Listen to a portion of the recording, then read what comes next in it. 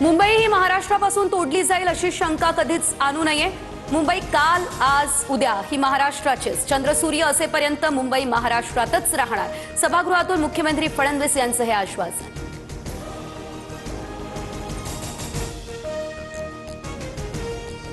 मुंबई बाहेर गेलेल्या मराठी माणसाला पुन्हा मुंबईमध्ये आणणार। बाळासाहेबांच्या जन्मशताब्दी दिनानिमित्त मुंबईकरांसाठी योजना आणणार। बाळासाहेबांच्या चरणी योजना पुष्प अर्पण करू, उपमुख्यमंत्री एकनाथ शिंदे यांची घोषणा।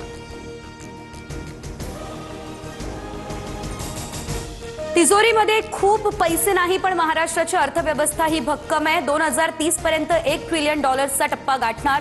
फडणवीसांचा निर्धार तर 1 जुलैपर्यंत कर्जमाफी संदर्भात पुढील धोरण जाहीर करणार।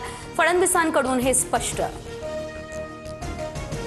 संघाच्या मुख्यालयात महायुतीच्या आमदार आणि मंत्र्यांचं बौद्धिक। फडणवीस शिंदेंकडून सरसंघचालक डॉक्टर हेडगेवार आणि गोळवकर यांच्या समाधीचं दर्शन। मात्र अजित पवार यांच्यासह राष्ट्रवादीचे आमदार आणि मंत्री रेशीम बागेमध्ये अनुपस्थित।